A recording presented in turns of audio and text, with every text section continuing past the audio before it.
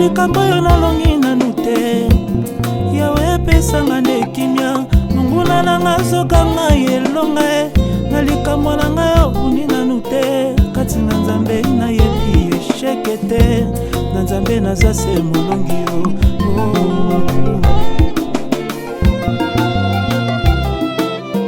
Somo ya bitumba Kongo elengisaka Nzambe wapyo. Na likambo oyo tolongi nawe, Yawe pesa biso kimia, monguna nanga zokanga elonga. Na likambo oyo yanoli nanu te, kati na Nzambe esheke ezalaka wapi. Na Nzambe toza se balongi yo.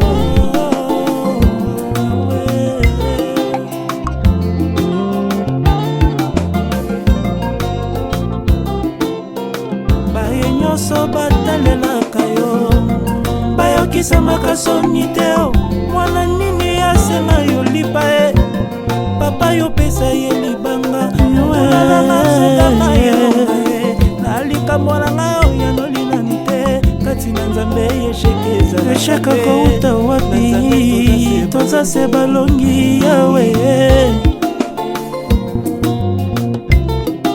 Oyo nasengi nazwi te Yawe, elobi te yo piminga Shilo. Mwana nini yasenga yo mbisi, papa yo pesa ye nyoka, monguna nanga zokanga elonga. Na likambo oyo yanoli nanu te, kati na Nzambe esheke ezalaka te. Na Nzambe toza se balongi yo.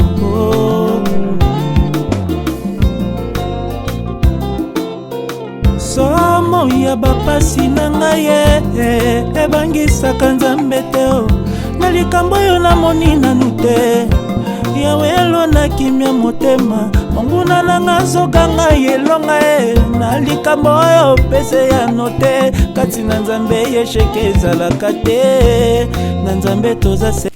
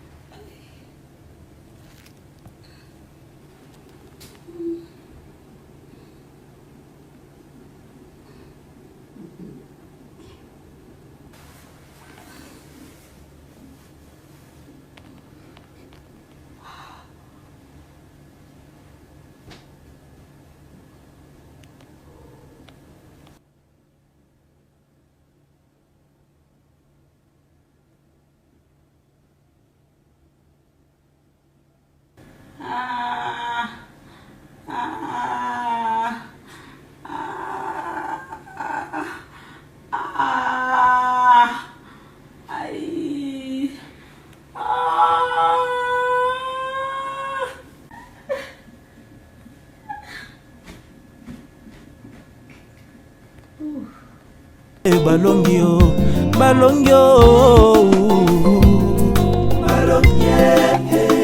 Tous ceux qui espèrent en l'Éternel ne seront point confondus. Ceux-là seront confondus qui sont infidèles sans cause. Sabaoth, Nzambe ya bitumba na ngai. Kolo mwana nini asenga lipa yo pesi libanga. Alagi ezobangisa biso bato na mokili kati na yo Nzambe ezeloko pamba. Adonai.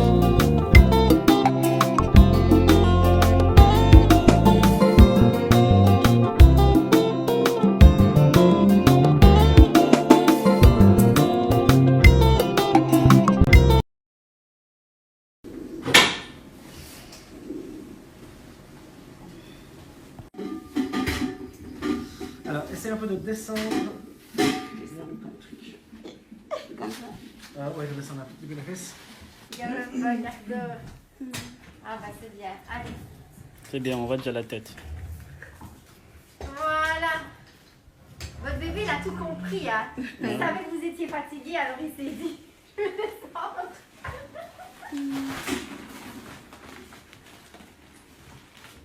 Le docteur Caster, avec sa manipulation de bassin.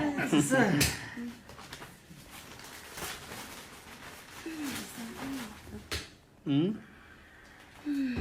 T'as quoi? Je vais juste me mettre un petit Ouais, peu. sens pas les pieds. Ouais, c'est normal. Hein. Qu'est-ce qu'il y a, madame? Dites-moi. Ah, direct, elles sentent pas les pieds. Ah ouais, mais Ah ça ouais, c'est c'est normal. Ça fait déjà petit temps que vous sortez pas au pied. Ça t'a même fait dormir, t'as vu? Ça va, la prochaine contraction, vous pourrez pousser doucement. Pas trop fort, hein, d'accord? Parce que la tête elle est là, hein. Ça va? Donc vous allez avoir votre bébé. Voilà, il y en a une qui arrive. Allez-y, prenez un peu de l'air. Alors, on prend de l'air et on pousse bien fort maintenant pour les épaules. Allez, on y va. Allez-y. Voilà. Oui.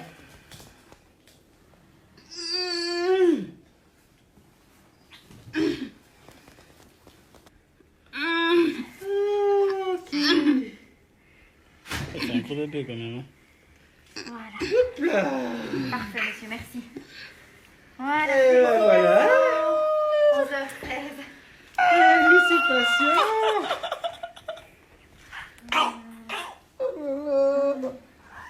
Félicitations.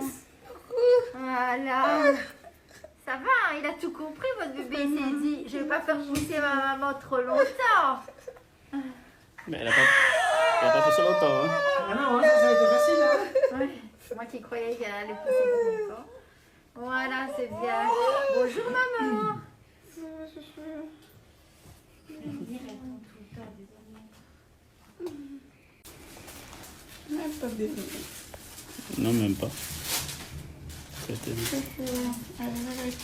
vais quand même. Elle dort, elle est fatiguée.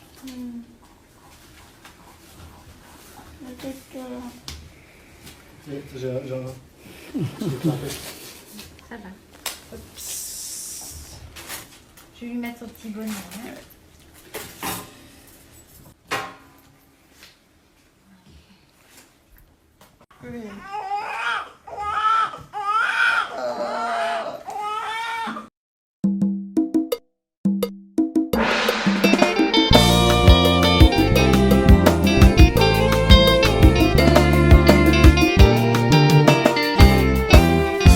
somo ya bitumba na ngai ebangisaka nzambe te o na likambo oyo nalongi nanu te yawe epesanga nde kimia monguna na nga zoka ngai elonga na likambo na ngai okuni nanu te kati na nzambe nayebi esheke te na nzambe naza se molongi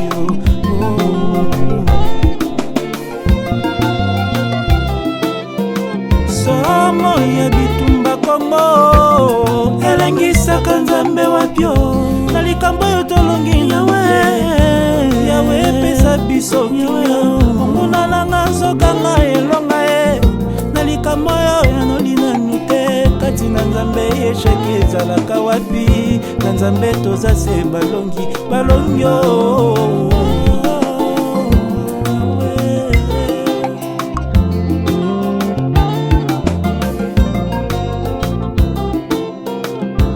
nyonso batalelaka yo bayokisamaka soni te mwana nini asenga yo lipa papa yopesa ye libanga yoelanga